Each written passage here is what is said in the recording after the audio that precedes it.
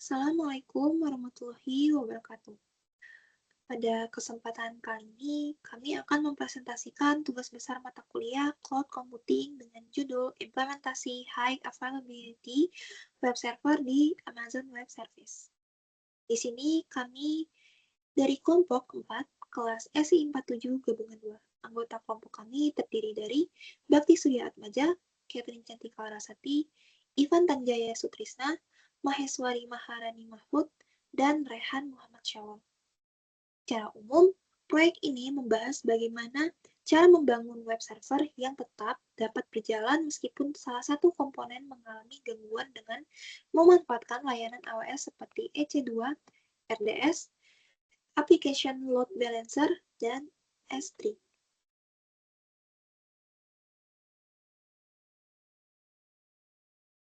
Oke, sebelum masuk ke pembahasan utamanya, berikut adalah alur presentasi yang akan kami sampaikan.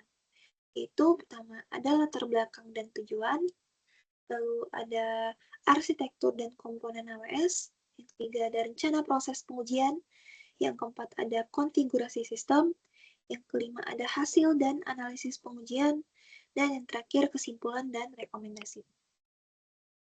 Oke, di sini bab 1 pendahuluan latar belakang.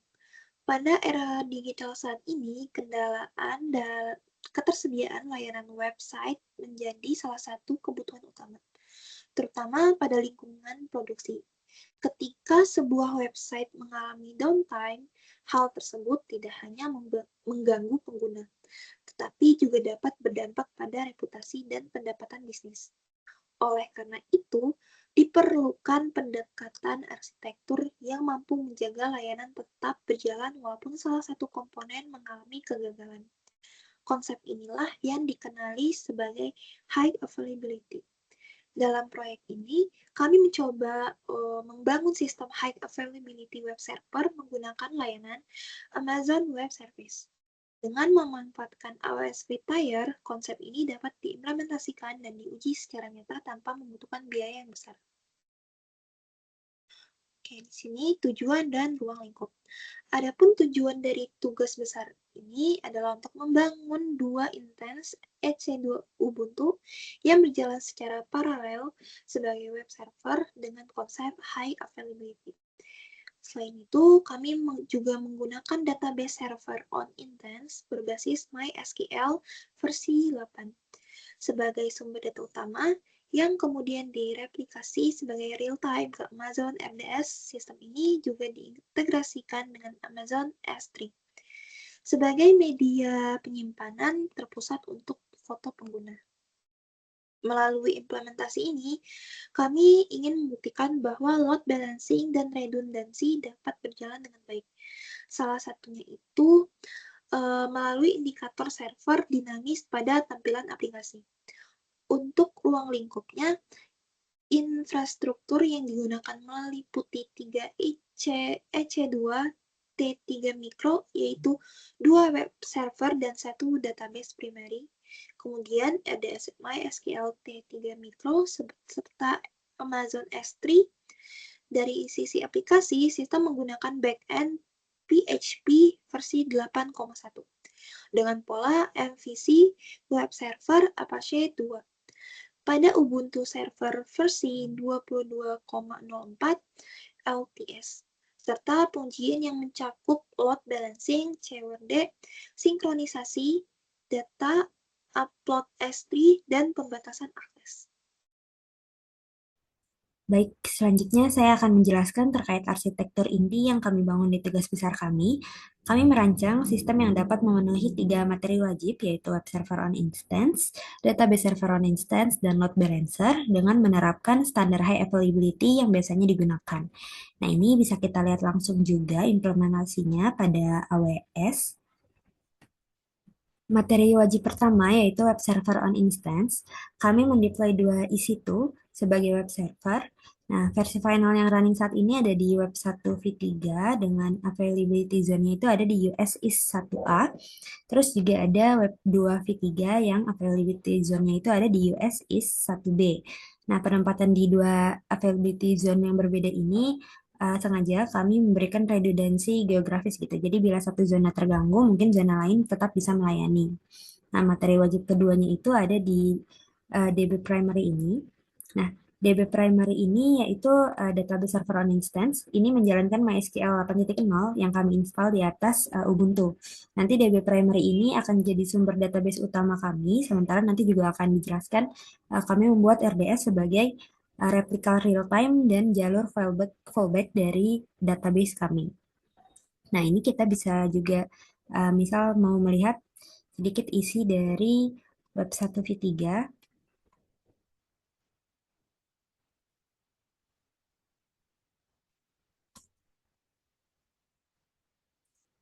Kalau kita coba masuk ke dalam folder web satunya, kita lihat di dalam sini ada apa saja. Lalu contohnya misal kita mau lihat konfigurasi database sedikit gitu ya. Nah, ini kita bisa lihat uh, aplikasi kita itu mendefinisikan DB host ke IP private DB primary sebagai sumber utama gitu ya, dan ada host fallback-nya ini ke endpoint Amazon RDS. Jadi ini sebagai logic high availability. Jadi ada primary dan ada fallback-nya. Dan nanti ini file overnya juga true, aktif, dan nanti demonstrasi file overnya itu akan ditunjukkan juga di rekan saya di bagian pengujian. Nah, selanjutnya apabila kita ingin melihat isi dari instance DB primary gitu ya, kita memang tidak bisa mengakses DB primary langsung dari browser karena instance DB primary itu nggak diekspos ke publik dan port SSH-nya itu tertutup. Jadi kita bisa langsung coba juga aksesnya lewat web satu ini. Kita coba ketik ini, kita masukkan passwordnya. Oke, ini kita sudah masuk ke dalam database server on instance-nya. Ini kita lihat di sini ada beberapa database yang kita pakai adalah HA Web Server. Kita coba lihat di dalam HA Web Servernya ada apa. Nah, ini kita bisa show tables. Nah, ini ada tabel user dan kalau kita coba select,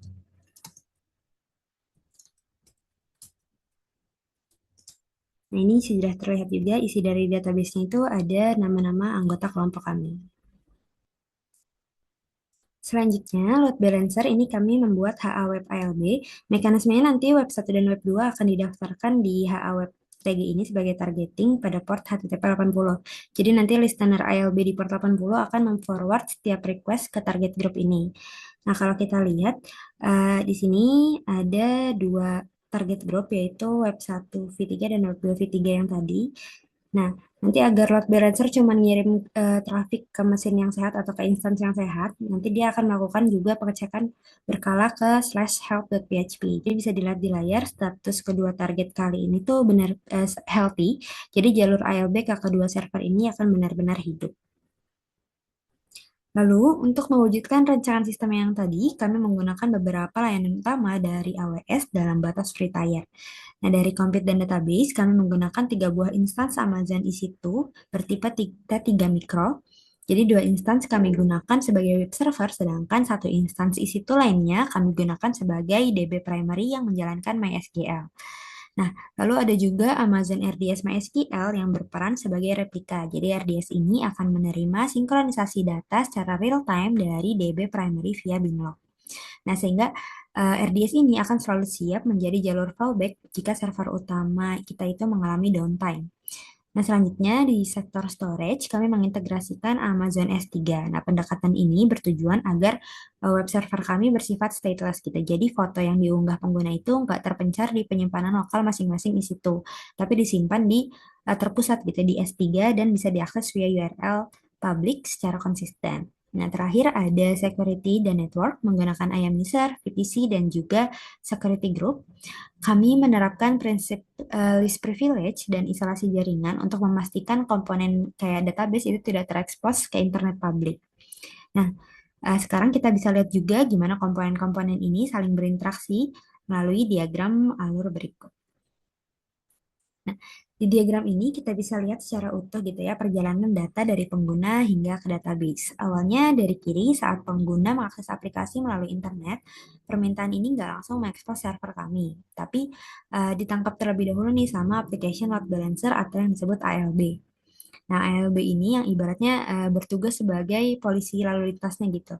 Nah, dia akan membagi beban trafiknya secara round robin ke web satu dan web 2 yang kami letakkan di availability zone yang berbeda. Nah, kami juga menerapkan pemisahan peran di level kode aplikasi. Web satu bertindak sebagai master node yang memiliki akses penuh untuk read dan write, sementara web 2 ini kami batasi hanya sebagai read only gitu. Ini biar dapat lebih terlihat juga secara visual web server mana yang sedang menangani permintaan. Nah, kedua web server ini bermuara pada satu pusat data utama yaitu DB primary yang berjalan di atas EC2 juga. Nah, lalu ini ada garis panah menuju Amazon RDS. Jadi setiap kali ada transaksi write di DB primary, lognya itu nanti akan langsung direplikasi ke Amazon RDS melalui mekanisme binlog. Nah, sehingga apabila nanti suatu waktu DB primary downtime gitu, aplikasi kami sudah diprogram untuk otomatis melakukan failover dengan memindahkan rute read datanya itu langsung ke RDS. Dan di bagian bawah, ini agar server kami tetap ringan, seluruh file media dan foto pengguna itu akan diproses dan ditarik langsung dari Amazon S3. Nah, untuk mengeksekusi arsitektur ini, kami mengerjakannya melalui 8 tahap berurutan. Nah, urutan ini mengikuti ketergantungan antar layanan di AWS, jadi jika urutannya terbalik-balik, mungkin sistemnya nanti akan error gitu ya. Kita mulai dari fase fondasi, yaitu tahap satu dan tahap 2. Nah, di tahap satu ini kami mengutamakan pembuatan S3 bucket dan ayam besar. Nah, tujuannya nanti biar saat instansi situnya nyala, maka target upload dan kredensialnya itu udah siap digunakan gitu.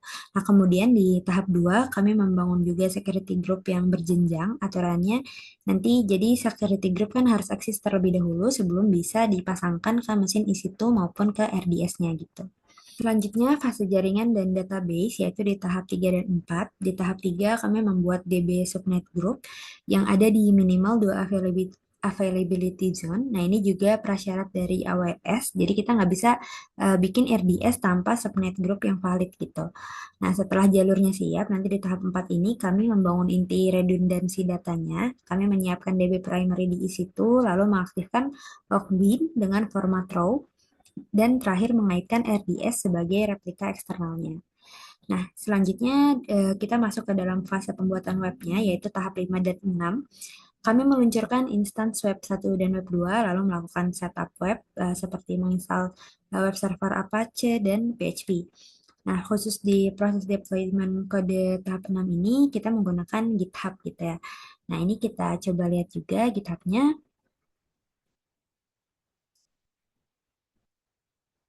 Nah, jadi kami nggak mengunggah file manual melalui FTP langsung ke web servernya, tapi kita memodelkan deployment menggunakan Git. Nah, repository ini ada directory khusus untuk node master yaitu web satu, ada node web 2 juga, lalu ada script database-nya hingga pipeline automation-nya gitu. Nah, cara kerjanya jadi nanti di setiap isi itu kami cukup melakukan git clone dan nanti jika ada pembaruan kode, kami bisa mengeksekusi git pull di server gitu. Jadi nanti aplikasinya itu dapat langsung terupdate dengan riwayat yang tercatat jelas gitu. Terakhir ada fase finalisasi di tahap 7 dan 8. Nah, di tahap 7 ini kami mengonfigurasi AWS CLI di dalam mesin EC2-nya menggunakan kredensial IAM dari tahap 1 sehingga nanti web servernya itu dapat otorisasi gitu untuk mengunggah file atau media ke Amazon S3-nya. Nah, seluruh tahapan ketujuh tahapan ini nanti akan bermuara di tahap 8 ini yaitu tahap pengujian fungsional.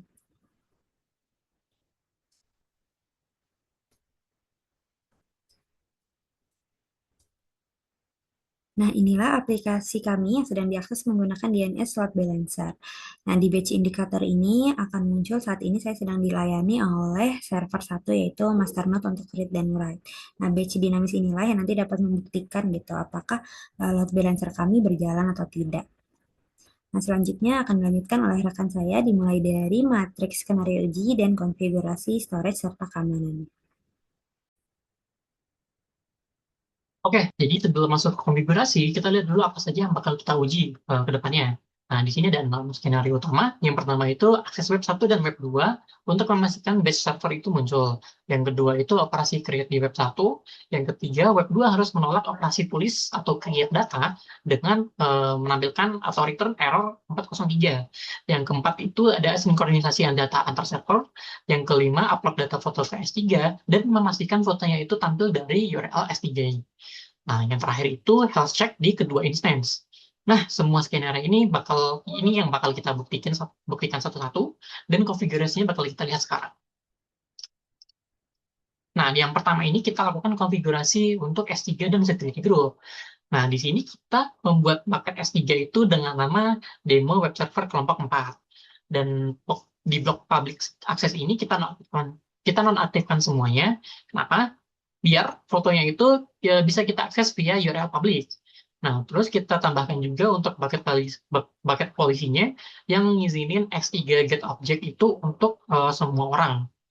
Dan juga kita buat IAM usernya yang dengan nama S3 Web Server User dengan polisi Amazon S3 Full Access. Nah, untuk security graph-nya sendiri kita bikin berjenjang. Jadi per 3306 database ini nggak akan pernah terbuka untuk internet langsung.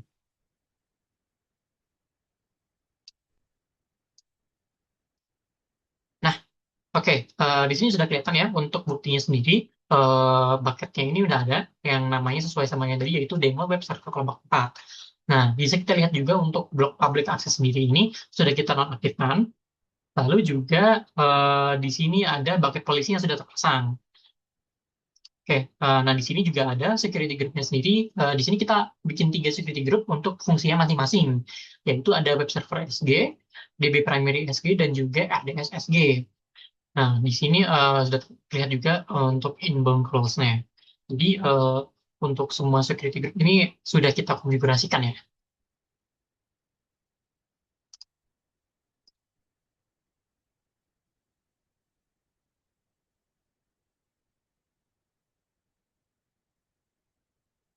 Oke, nah di sini kita lanjut ke database server on instance.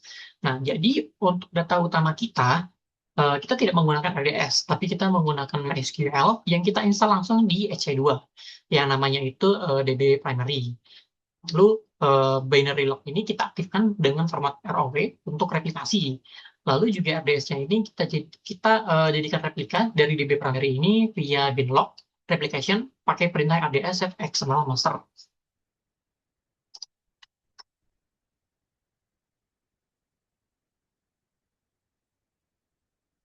Nah, di sini sudah terlihat ya untuk hasil verifikasinya. Kita menggunakan komen show replica status untuk melihat uh, gimana sih status dari si replikanya ini yang bisa kita lihat dari si replika underscore io underscore runningnya itu dia statusnya yes. Lalu juga ada replika underscore SQL underscore runningnya itu juga yes. Dan juga ada seconds behind source-nya itu dia 0. Yang dimana artinya ini si RDS ini secara real time itu dia mengikuti dari DB primary. Jadi nggak ada delay sama sekali.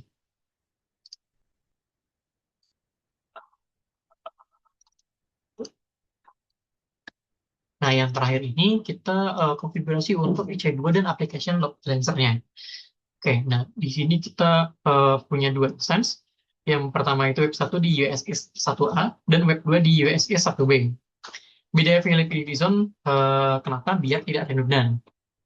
Nah, keduanya ini kita install Apache dan PHP. Dan kodenya sendiri itu kita lakukan git clone dari GitHub yang sudah kita buat. Lalu kita deploy juga.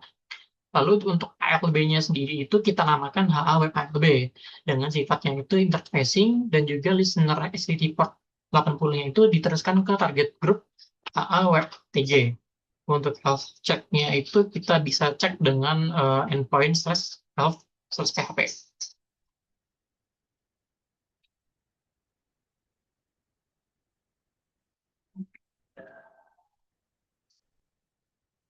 Nah, di sini sudah terlihat ya untuk instance-nya itu sudah kita buat untuk web 1 dan web 3. Nah, mereka dua ini statusnya sudah running. Nah, untuk ALB-nya sendiri, di sini juga sudah kita buat ya. Ini ALB-nya. Lalu juga untuk eh, target grupnya ini bisa dilihat juga dia itu statusnya dua health ya. Dengan register targetnya itu dia ambil dari web 2 dan web 1. Di sini terlihat statusnya juga health. Jadi tidak ada masalah. Oke, nah tambahan lagi, kita juga bisa pantau kondisi dari instansinya itu lewat CloudWatch. Nah, di sini kita lihat untuk CPU utilization-nya. eh, nah, jadi bisa kita lihat juga nih, misalkan di instan web 1 ini terjadi lonjakan untuk penggunaan CPU-nya di pukul 12 siang. Nah, jadi fungsi dari CloudWatch ini tuh lumayan berguna untuk kita cloud engineering itu memonitor instance mana sih yang lagi terkena beban berat gitu. Nah, ini juga dia itu statusnya real time ya. Jadi kita bisa monitor performanya kapanpun. Baik, selanjutnya kita akan lanjut ke arsitektur MVC web 1 dan web 2. Misalnya saya sudah buka kodenya menggunakan VS Code. Saya ada project untuk web 1 dan project untuk web 2. Untuk project sendiri kita bangun menggunakan bahasa pemrograman PHP dan menggunakan metode MVC atau Model View Controller, dan ini tidak menggunakan framework. Nah, di sini kita lihat ada config, ini semua config terkait database, lalu di sini ada controller, semua logiknya, ada modelnya, database, lalu ada public untuk webnya, lalu ada view untuk tampilannya, lalu ini untuk yang web 1 dan ini untuk web 2. Sebenarnya sama saja, hanya berbeda di config database-nya saja. Nah, ini kita define untuk server ID-nya, ini yang untuk web 2. Lalu di sini ada config database untuk yang web 1. Lalu kalau kita lihat di sini, indeks public web 2, di sini juga kita sudah petakan tidak boleh melakukan operasi create, update, dan delete pada web 2. Jika melakukan itu, kita akan respon HTTP respon code 403 atau forbidden.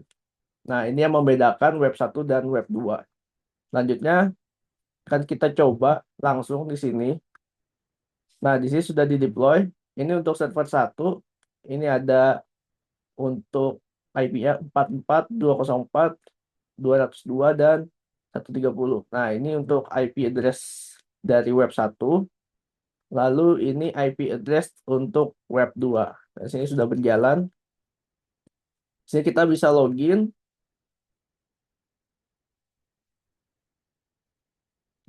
Nah, di sini kita bisa login tapi tidak bisa melakukan operasi create dan update dan delete. Sini kita bisa melihat datanya. Sini juga sudah tampil fotonya. Kita menggunakan AWS S3 Bucket. Oke, selanjutnya kita akan masuk ke bab 4, yaitu melakukan hasil dan analisa pengujian. Di sini langsung saja kita lakukan untuk load balancer round robin.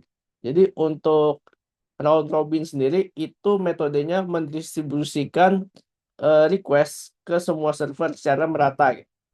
Jadi setiap season baru itu akan diarahkan ke load balancer ke instance berbeda secara bergantian.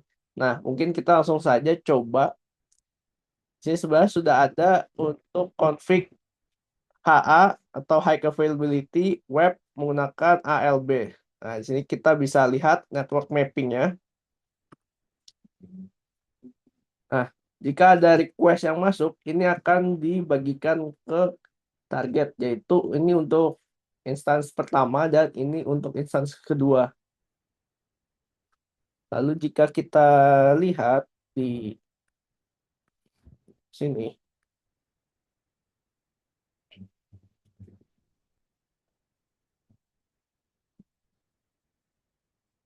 nah di sini kita menggunakan algoritma round robin. Jadi semua request akan didistribusikan ke setiap servernya. Lalu kita akan coba di webnya langsung. Nah, di sini coba kita buka halaman yang baru. Ini akan menunjukkan bahwa web ini dijalankan di server 1. Lalu jika kita coba buka lagi, bukan di refresh, nah ini akan menunjukkan server kedua. Kenapa bukan di refresh? Karena kita menggunakan protokol HTTP yang keep alive, yang ini protokol.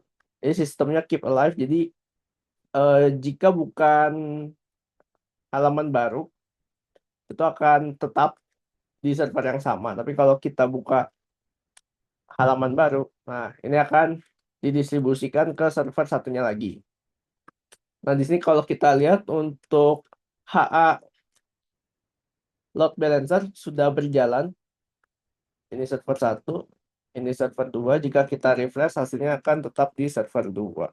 Selanjutnya, jika kita ingin lebih advance lagi testingnya, nah sebenarnya kita bisa coba gunakan curl atau CURL. Nah, kita akan coba get web HA ini, tapi kita akan ke help.php. Nah, di sini kalau kita lihat, ini terlihat ini untuk yang server ID 2. Lalu jika kita refresh lagi, maka hasilnya akan ke server 1. Ini server 2, lalu server 1 lagi. Lalu jika kita mau advance lagi untuk testing load balancernya, sebenarnya kita bisa pakai CURL. Jadi kita buat satu script untuk melakukan request ke URL ini. Nah, di sini sebenarnya saya sudah buatkan untuk script testing load balancernya. Di sini bisa kita lihat. Untuk scriptnya simple saja.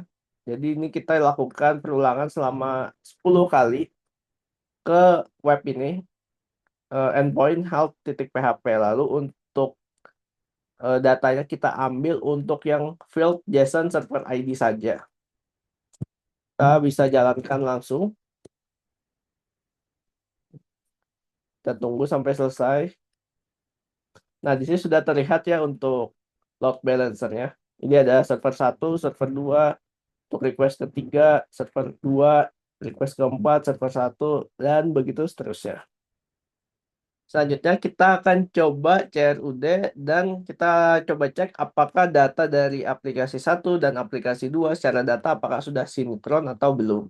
Nah, jadi kita coba login terlebih dahulu di aplikasi pertama. Lalu kita coba login di aplikasi kedua.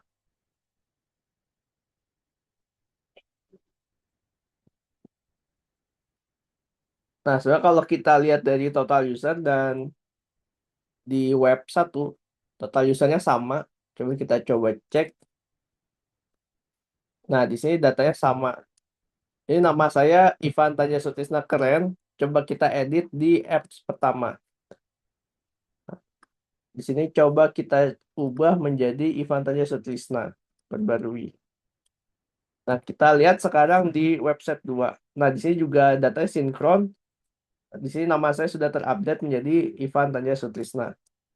Selanjutnya kita akan coba tes S3 Media Storage. Sebenarnya kalau kita cek di sini, lalu kita inspect pada bagian network. Nah, kita dapat lihat di sini kalau data itu diambil dari S3 bucket AWS. Nah, di sini kalau kita mau lihat datanya disimpan di mana, di sini ada Amazon S3. Lalu kita ke tempat data itu disimpan demo server kelompok 4. Nah, di sini ada ya demo web server kelompok 4. Nah, di sini semua data disimpan. Ini ada folder fotos. Kita coba cek. Nah, semua data gambar yang tadi ini disimpan di dalam sini.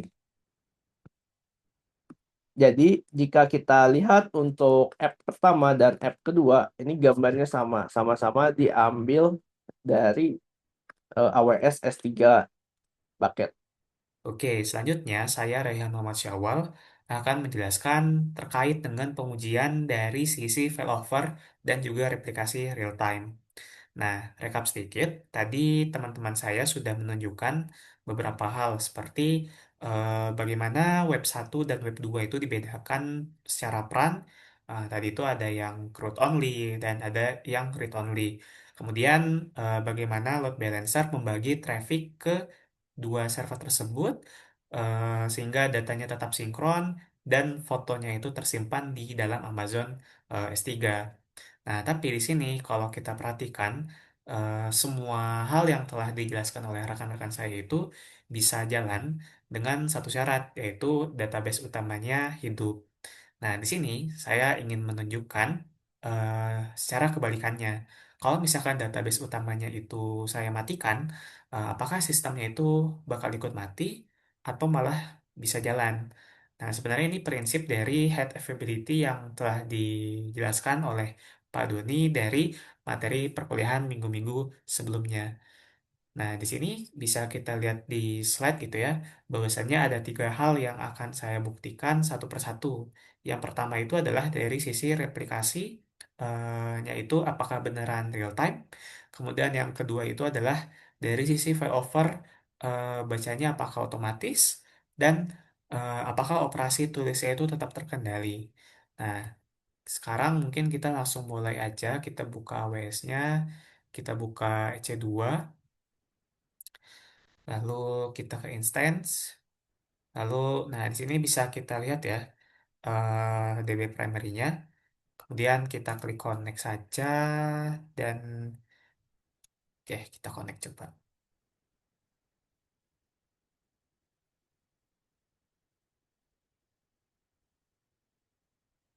Nah oke sudah kebuka ya terminalnya. Di sini pertama-tama saya mau membuktikan terlebih dahulu terkait dengan replikasinya. Nah, jadi sebenarnya DB primary di server ini itu merupakan database utama kita yang menggunakan MySQL versi 8.0. Nah, setiap kali ada perubahan data, entah itu nambah atau create, lalu juga edit atau delete, nah dia itu akan mencatat sebuah log yang namanya adalah binary log. Nah, tugas si Amazon RDS ini adalah meniru catatan itu terus-menerus, supaya isinya selalu sama persis dengan DB primary. Nah, sekarang saya mau cek replikasi ini apakah sudah benar-benar jalan atau tidak. Di sini saya coba ketikkan satu perintah, yaitu ini karena cukup panjang ya, saya coba buka notepad sebentar. Nah ini, oke. Sini kita paste saja, kita enter. Untuk passwordnya, ntar kita ini tulis teks. Oke, ntar. Oke, untuk hasilnya sudah keluar. Nah, sebenarnya dari banyak informasi yang bisa kita dapatkan di sini, kita hanya perlu fokus ke tiga garis. Yang pertama itu adalah replika IO running, yang dimana di sini tercentang atau eh, ditampilkan bahwa statusnya itu adalah yes. Nah, ini adalah bagian yang bertugas menerima catatan dari DB primary. Nah, kemudian yang kedua adalah yang replika SQL running. Nah, di sini statusnya adalah yes. Jadi untuk yang replika SQL running ini itu tuh untuk menerapkan catatan ke RDS. Jadi dua-duanya jalan dan yang paling penting itu adalah dari sisi sebentar, dari sisi second behind resource. Mana? Nah ini, second behind source. Dia 0, yang artinya RDS sama sekali nggak ketinggalan. Dia menyalin datanya itu saat itu juga secara real time gitu. Nah, di sini bisa kita simpulkan bahwa secara replikasi itu sehat ya, karena berdasarkan tiga indikator tadi menandakan bahwa replikasinya itu siap gitu untuk menyalin ke RDS-nya. Nah, kemudian yaitu yang poin kedua, kalau misalkan DB primary-nya mati, itu gimana? Apakah bakal mati layanannya atau bahkan pengguna itu masih bisa uh, mengakses layanan di websitenya? Nah, di sini kita coba buka ini ya, kita buka help sebentar. Nah, ini. Oke, kita buka help. Nah, di sini bisa kita lihat bahwa DB active node-nya itu terhubung ke primary, yang artinya database itu sedang tersambung ke dalam aplikasi gitu. Dan di sini bisa kita lihat untuk DB read only-nya itu false. Jadi saat ini pengguna itu bisa melakukan CRUD. Nah, mungkin sekarang kita akan masuk ke bagian testingnya, yang dimana saya akan mematikan dari sisi database primary-nya. Nah, di sini kita bisa ketikkan sudo systemctl stop, sorry, typo, stop MySQL. Bentar. Oke, di sini kita coba tunggu terlebih dahulu sambil melakukan refresh. Nah, oke, sip. Di sini bisa kita lihat bahwa secara node-nya itu sudah berubah dari primary ke fallback RDS. Nah, karena ini merupakan database backup gitu di RDS, sehingga untuk DB-nya itu read only gitu. Jadi pengguna itu tidak bisa melakukan operasi seperti create, update, dan juga delete. Dan kemudian ini juga membuktikan kalau misalkan database primary-nya itu mati, nah eh, aplikasinya itu bakal otomatis pindah menyambung ke RDS gitu. Sehingga bisa kita simpulkan bahwa sebenarnya yang terjadi adalah RDS ini dia memasang badan gitu, memasang badan untuk melayani pembacaan data meskipun database primary-nya itu mati. Nah, kemudian untuk poin ketiga, kalau misalkan usernya itu ingin mencoba kekeh gitu, pengen melakukan create.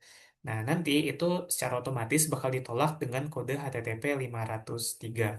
Nah, kenapa hal ini dikunci? Karena RDS ini cuma boleh dibaca, dia itu nggak boleh untuk nulis gitu. Seperti yang sudah saya jelaskan sebelumnya. Jadi kalau misalkan kita coba paksa, datanya itu bisa kacau dan nggak sinkron lagi sama yang utama. Jadi sistemnya memilih aman gitu. Jadi ya better baca aja gitu. Ketimbang dia harus nulis tapi ditahan dulu. Dan ini sifatnya sementara, beda sama web 2 yang tadi dibahas, yang memang read only permanen. Nah, kemudian pertanyaan terakhir, kalau servernya sudah pulih, gimana saya nyalakan lagi eh, MySQL-nya itu? Nah, caranya cukup simpel sih, tinggal di sudo systemctl start MySQL.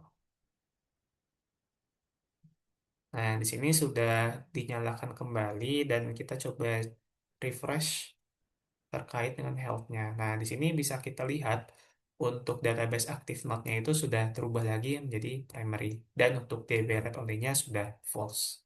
Oke, jadi kita sudah lihat langsung 3 poin di slide ini. Replikasinya 0 detik alias real time. Failover bacanya otomatis pindah ke RDS pas primary-nya mati, dan operasi tulisnya tetap dikunci supaya datanya aman. Semuanya barusan terbukti. Oke, kita lanjut ke slide berikutnya, di mana dari hasil semua pengujian yang sudah kita lakukan, hasilnya semua komponennya itu jalan dengan baik, seperti load balancernya, replikasi database primary ke RDS, kemudian pembatasan tulis Amazon S3, sampai indikator server. Nah, yang barusan saya demokan tadi itu bukti langsung untuk bagian failovernya.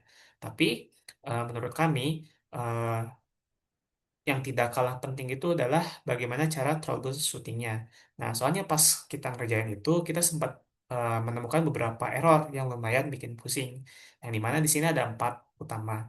Yang pertama itu adalah ketika kita ingin mengupload foto ke S3, itu kita cukup terkendala ketika ada pesan error unable to locate credential gitu. Nah, ternyata setelah ditelusuri, EC2-nya itu belum dikasih tahu identitas AWS-nya. Nah, kemudian solusi yang kita lakukan pada saat itu adalah kita pasang IAM role ke instance-nya. Nah, kemudian yang kedua adalah ketika kita membuka web itu malah muncul this site can be reached gitu. Nah, itu gara-gara browsernya itu otomatis maksa ke HTTPS. Padahal server kita cuma jalan di port 80 aja gitu tanpa SSL. Jadi harus diakses menggunakan HTTP biasa. Nah, kemudian yang ketiga adalah kita sempat menemukan error yaitu dengan tulisan the bucket doesn't allow ACLs. Nah, ini ketika waktu upload. Nah, ini karena S3-nya itu sekarang secara default mematikan ACL. Nah, tapi solusinya itu cukup mudah sih. Jadi tinggal diaktifkan lagi aja gitu. Dan yang terakhir, PHP-nya itu malah tampil jadi tulisan mentah. Nggak baca sama sekali sebagai program. Nah, hal ini setelah ditelusuri karena modul PHP di Apache-nya itu belum diaktifkan. Dan ketika kita nyalakan, kita restart dan itu semua beres. Oke, masuk ke kesimpulan. Dari semua yang sudah kita kerjakan tadi, bisa disimpulkan kalau implementasi high availability ini berhasil. Jadi di sini kita rangkum ada 4 poin. Yang pertama adalah 3 materi wajibnya itu sudah terpenuhi ya, dari sisi web server, database server, dan load balancer. Lalu kita juga di sini memperkuat lagi dengan menggunakan replikasi real time dan juga failover. Kemudian yang kedua adalah load balancernya itu jalan sesuai rencana, di mana membagi traffic dengan rata dan mengecek kesehatan server secara otomatis. Dan itu terbukti secara visual dari batch server yang gonta-ganti tadi. Nah, kemudian yang ketiga adalah dari sisi S3-nya ya. S3-nya itu berhasil jadi tempat penyimpanan terpusat yang bisa diakses kedua web server.